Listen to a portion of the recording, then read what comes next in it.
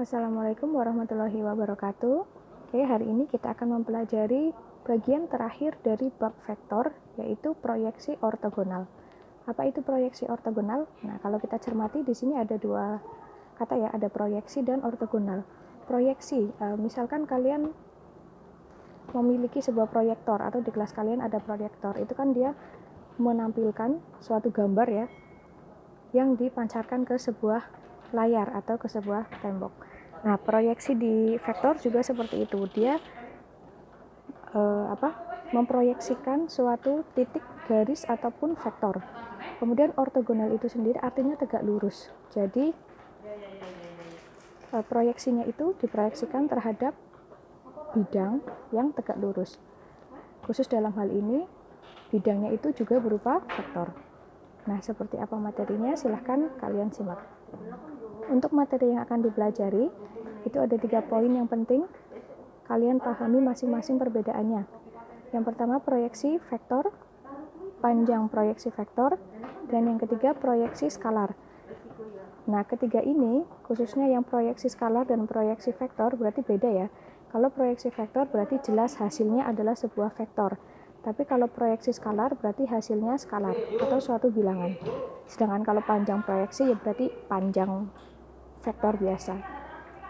Oke, perhatikan vektor-vektor berikut. Misalkan ada vektor B dan vektor A. Misalkan vektor A ini akan kita proyeksikan ke atau terhadap vektor B. Nah, maka karena tadi ortogonal ya harus tegak lurus, jadi nah hasilnya seperti ini. Yang garis merah ini merupakan proyeksi skalarnya. Nah, yang hijau ini adalah proyeksi vektornya. Dia memiliki arah. Arahnya juga sesuai dengan arah vektor A-nya. Nah, untuk panjangnya berarti panjang vektor yang hijau ya. Kemudian kalau misal vektornya, nah arahnya berlawanan seperti ini. Maka hasil proyeksinya seperti apa? Ya, hasil proyeksinya berarti ya vektornya arahnya berlawanan dengan vektor B. Untuk proyeksi skalarnya juga berlawanan dengan vektor B. Nah, untuk panjangnya sama. Kemudian simbol-simbolnya sekarang. Proyeksi vektor A pada B dituliskan vektor A, vektor B dengan B itu indeks di bawahnya. Jangan kebalik ya, karena akan berbeda kalau misal tulisannya vektor B indeks vektor A, itu berarti vektor A vektor B diproyeksikan pada vektor A. Kemudian untuk panjang proyeksi vektor sama ya, berarti ada tanda mutlaknya seperti itu. Kemudian untuk proyeksi skalar A, vektor A pada vektor B dituliskan ya kurung garisnya ada 2. Ya, dicermati beda penulisannya ya. Oke, kemudian misalkan ada sebuah vektor, ini berarti vektornya berapa nih? Perpindahan X-nya 2, perpindahan Y-nya 4. Ya, berarti 2,4 misalkan.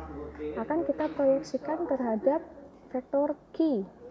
Kok vektor Q-nya nggak mendatar? Ya nggak apa-apa, nggak harus mendatar ya. Yang penting nanti hasil proyeksinya itu tegak lurus dengan vektor Q-nya atau vektor bidangnya. Oke, vektor Q-nya berarti 6,2. Itu kan perpindahannya ada 6 kotak ke kanan dan 2 kotak ke atas. Nah, maka untuk hasil proyeksinya itu berarti yang tegak lurus dengan vektor Q. Oke, maka hasil proyeksi vektor P itu adalah garis yang hijau ini. Berapa nih perpindahannya? 3,1. Vektor P indeks vektor Q ya, atau dibaca proyeksi vektor P pada vektor Q. Nah, kemudian untuk mencari panjangnya gimana? Sama mencari panjang vektor biasa. Akar X kuadrat plus Y kuadrat. Oke, jadi panjangnya adalah akar 10. Kemudian untuk proyeksi skalarnya. Proyeksi skalar itu sebenarnya sama dengan panjang vektor, hanya saja kalau misal vektor yang diproyeksikan itu searah dengan vektor bidangnya, berarti tandanya positif, tapi kalau berlawanan seperti gambar yang kedua tadi tandanya negatif. Nah, ini karena arahnya sama-sama ke kanan gitu condongnya, maka proyeksi skalarnya bernilai positif. Oke, sekarang misalkan ada vektor A min 2,2, vektor B 3,1. Kita gambarkan dulu vektor A-nya, ke kiri 2 ke atas 2, dan vektor B-nya 3,1. Nah, maka hasil proyeksinya kan seperti ini ya. Akan tetapi, nah ini kan kita nggak tahu nih, dia ada di titik berapa ya. Dan kelemahan kita ketika kita menggambar tanpa menggunakan aplikasi, itu kan kelemahannya adalah akurasi dan presisi ya.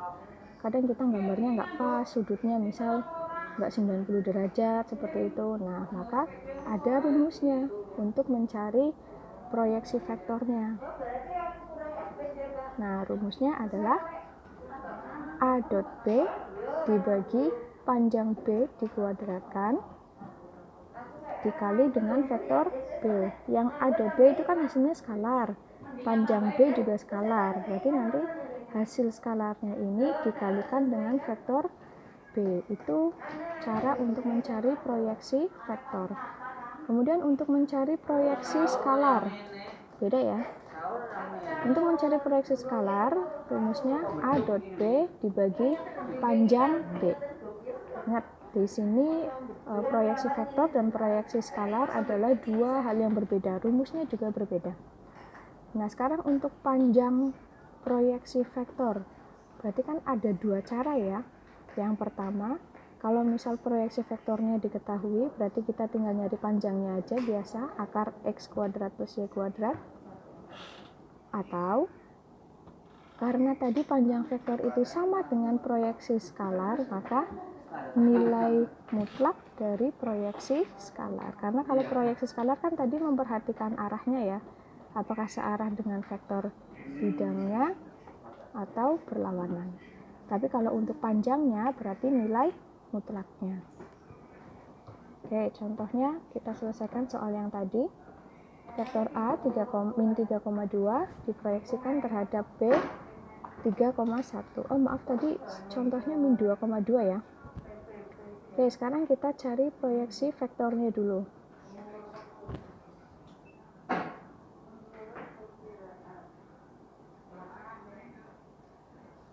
Nah, proyeksi vektor A terhadap B berarti kayak ini, tadi Ibu berarti soalnya salah ya, harusnya min 2,2. A dot B berarti min 2 dikali dengan 31 dibagi panjang B dikuadratkan, nanti dikalikan dengan vektor B. Oke, min 2 kali 3 min 6 ditambah 2 kali 1 2. Kemudian ini ada akar dikuadratkan, berarti akarnya hilang ya, 10, berarti min 6 plus 2 itu min 4 per 10 dikali dengan vektor B 3,1. Berarti kita sederhanakan dulu, min 2 per 5 dikali 3,1. Min 2 kali 3, min 6 per 5, min 2 kali 1, min 2 per 5. Jadi, proyeksi vektor A terhadap vektor B adalah min 6 per 5, min 2 per 5. Nah, sekarang proyeksi skalarnya. Proyeksi skalarnya tadi rumusnya A dot B dibagi panjang B. Oke, seperti ini. Nah, min 4 per akar 10. Atau kalau misalkan mau kita rasionalkan ya, berarti dikali akar 10 per akar 10. Oke, nanti hasilnya min 2 per 5 akar 10. Nah, ini nilainya negatif. Kenapa negatif? Yaitu tadi karena vektor yang diproyeksikan itu berlawanan arah dengan arah vektor bidangnya. Nah, untuk panjang proyeksinya berarti tadi nilai mutlak dari proyeksi skalar ya, yang tadinya negatif berarti jadi positif. Kalau misal proyeksi skalarnya positif ya dia tetap positif karena panjang pasti nilainya positif.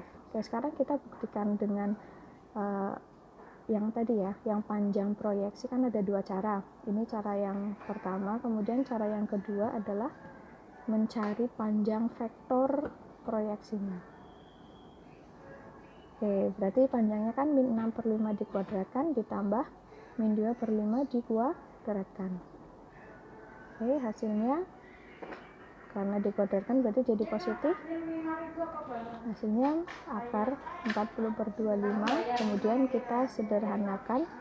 Nah, hasilnya 2/5 akar 10. Sama ya dengan cara yang tadi. Bisa dipahami? Oke, sekarang untuk latihan mandiri.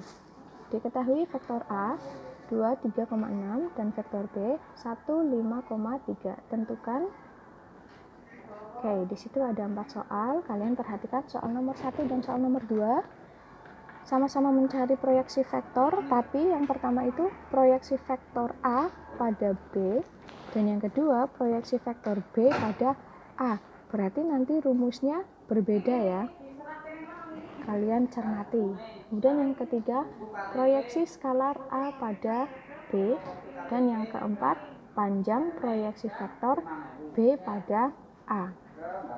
Nah, silakan dikerjakan untuk latihan. Jika ada pertanyaan, bisa tanya ke ibu atau di forum WA Group. Oke, terima kasih atas perhatiannya. Wassalamualaikum warahmatullahi wabarakatuh.